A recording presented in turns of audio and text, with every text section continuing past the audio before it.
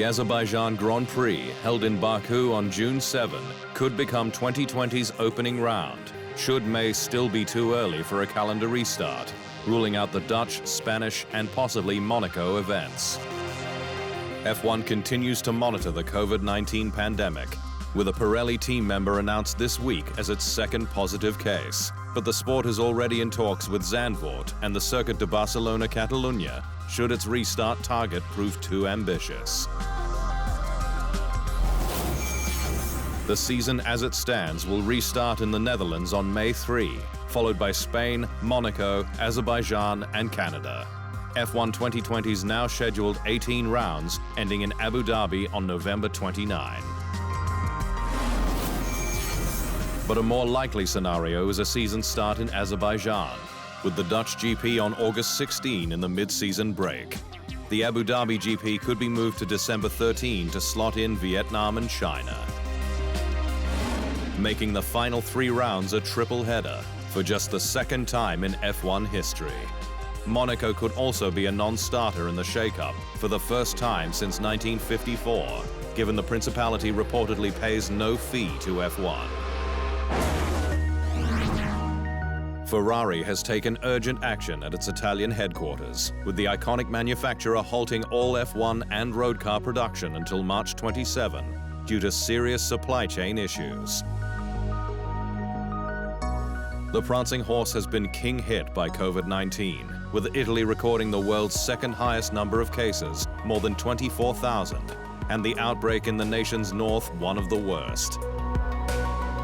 And while Ferrari was able to travel to the Australian Grand Prix before further restrictions took hold, a supply chain issue has meant it can no longer continue with production, forcing a 2-week shutdown, with non-manufacturing staff potentially able to work from home.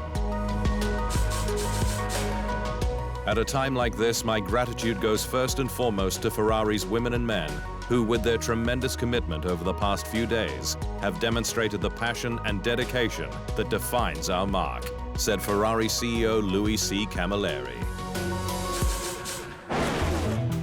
Formula One continues to reel from the last-minute abandonment of the Australian Grand Prix on the eve of the season.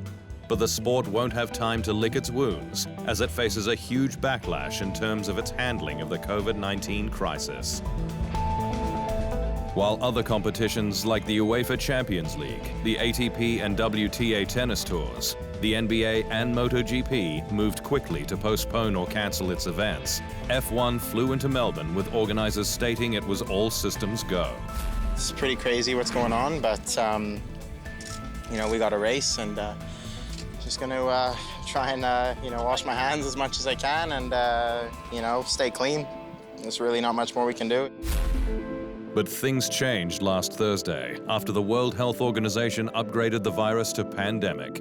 And then 8 F1 team members, 9 overall, were tested for it after they displayed symptoms, making F1's decision to push on look negligent as the sport's top drivers met with the media that afternoon. I am really very, very surprised that we're here. I think it's great that we have races, but for me it's shocking that we are all sitting in this room, said 6-time F1 world champion Lewis Hamilton. Crisis talks were held after one McLaren mechanic tested positive for COVID-19, forcing the withdrawal of the team at 10:22 p.m. local time. But it took almost 12 hours for the event to then be cancelled. Australian Grand Prix organisers are now up to their eyeballs in paperwork, following the cancellation of the event last week, with details to sort in terms of who pays for the no-go and refunds to issue fans. The event cost Victorian state taxpayers 55.6 million Aussie dollars last year, equivalent to 35 million US, the biggest public contribution since 2016. But it's not yet known whether all previous records will be smashed given the race's cancellation. Well, a cancellation of this nature has a lot of consequences, and some of those are contractual and financial. We will work those through with the commercial rights holder in the days and weeks following this announcement, and we will be making sure that appropriate contractual measures are looked after in that manner. Australian Grand Prix chief Andrew Westacott also stated that applicable ticket reimbursements would be processed. But he broke down, saluting the huge family of people who bring the event to life every year. Not only is it the fans, but there's the element of sadness and disappointment that I have for the 600 suppliers, the 12,000 staff that work the event on the weekend, the 180 staff that we have, the family that is Formula One. Ferrari's Sebastian Vettel and Alfa Romeo Racing's Kimi Raikkonen could face questions from F1 and the FIA after they failed to wait for an official announcement on the Australian Grand Prix cancellation. Instead, boarding a 6:15 a.m. flight last Friday to Dubai, over 3 hours before the news broke. Eyewitnesses at Melbourne's Tullamarine Airport confirmed the pair had left, while a purported leaked manifest from Emirates showed both Vettel and Raikkonen's names in 1A and 3A respectively. But race organisers admitted that they weren't aware any F1 drivers had left in the lead-up to the announcement. And were there any substance to the suggestions that some of the drivers had left the event before the decision had been made? Well, the answer to your last question first is that we certainly weren't aware of anyone leaving. If that was the case, we didn't know about it. It remains to be seen whether any further action will be taken. Mercedes has distanced itself from the joint team backlash against F1's governing body, the FIA, over its private settlement with Ferrari, following the investigation of the Scuderia's 2019 power unit.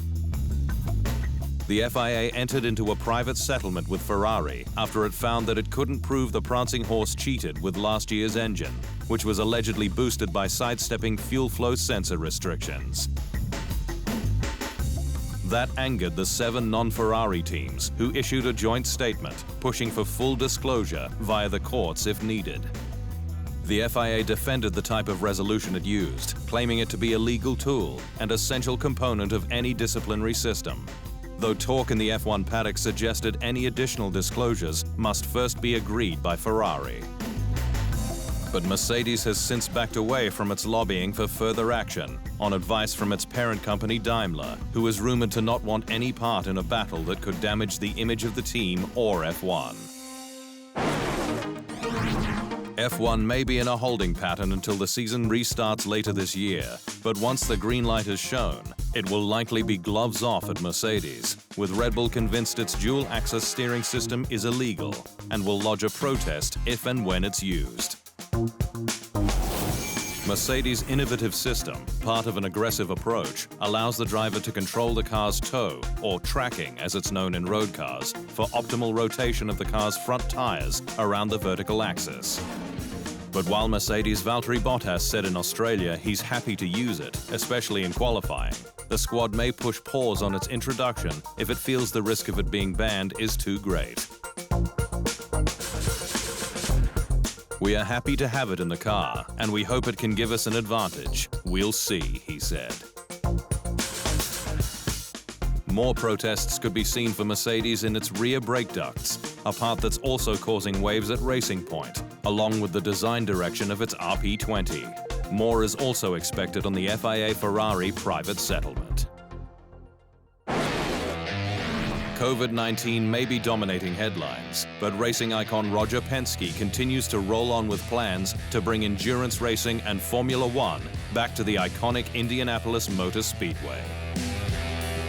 The 83-year-old completed his acquisition of the IMS and entire IndyCar series in January this year, in a deal rumored to be just shy of $1 billion, and immediately set about looking to improve the Brickyard's offering to fans across various categories. We want to add capability. Is there more fan zones? What can we use this for? Can we run a 24-hour race here? Can we run a Formula One race here? You know, what are the things that we can do? But Penske has recently revealed that his son Gregory, who is chairman and CEO of Penske Corporation, has met with his F1 counterpart Chase Carey on resurrecting the Grand Prix at IMS. The Brickyard hosted a Grand Prix from 2000 to 2007, with the IMS one of the most iconic racetracks in the world, one made famous for its blue-ribboned annual event, the Indy 500. I don't know yet if the economics make sense, but we wouldn't look at doing it before 2022, Penske said. Saudi Arabia's chances of hosting a Grand Prix from 2023 were boosted earlier this month, with the announcement its national energy firm Saudi Aramco has signed a long-term partnership with Formula One. The Saudi firm will become F1's sixth global partner, with naming rights at 3 races this year, potentially Spain, Hungary, and the USA, and is the first to be signed in the Liberty Media era. The news will likely pave the way for a Saudi Arabian race, potentially set in City and Development Qiddiya, an $8 billion project located 45 kilometers from capital Riyadh. One aiming to become a 334 square kilometer entertainment, sports and arts epicenter. An F1 race is part of Qiddiya's ambitious plan to attract 17 million visitors annually, despite the average summer daytime temperature skyrocketing to 45 degrees Celsius.